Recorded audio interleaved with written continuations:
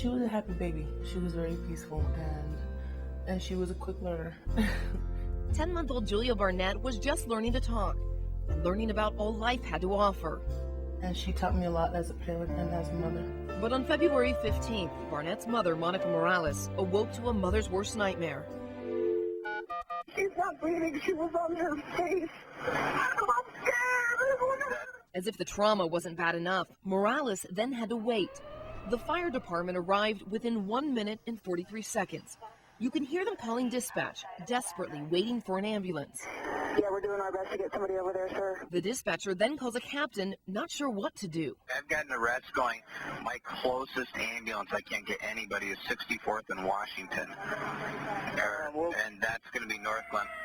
The police arrive. I'm being asked 1,000,001 questions, but nothing, my baby's still in the bedroom. The paramedics still aren't here.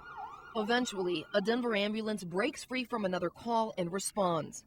It was the worst feeling in the world, having to wait. I don't think I could express the pain or the worry or anything. Julia died at the hospital. It took paramedics almost 10 minutes to finally arrive. But according to how Denver Health Medical Center reports their response times, the ambulance made it to the apartment in 2 minutes and 31 seconds. It's deceptive. The public thinks that as soon as they call 911, that ambulance is on the way, when in fact that dispatcher could be looking for up to 10 minutes for an ambulance. Clock doesn't start until they find a car. Denver Health's policy appears to violate the contract it has with the city of Denver. The contract states the clock starts from the time dispatch has an address, callback number, and probable complaint, meaning the reason for the call. But even Denver Health admits they don't start the clock using that standard. They start the clock when an ambulance is assigned.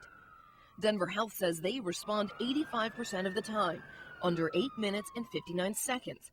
But some paramedics say that is not accurate, since Denver Health uses a different clock, allowing them to understate their response times. Sometimes, in Denver, you'd be a lot better off driving yourself to the hospital. You'd get there a lot faster. That's what Girgis Israel's family thought about doing in May, as he lay unconscious on the floor in critical condition in diabetic shock. It was scary. It was just so scary, and I didn't know what to do. His wife Nadia called 911, twice in fact, after the ambulance did not respond quickly. I was really, really upset. I work in the medical field, and this should not have taken that long at all. It took an ambulance almost 14 minutes to arrive after Nadia called 911 a second time.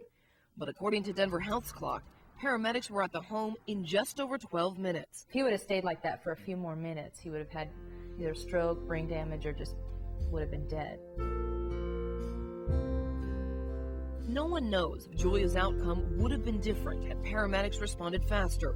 But most agree something has to change. I just hope that this does help, other people in the future. I hope that this helps save a life in the future.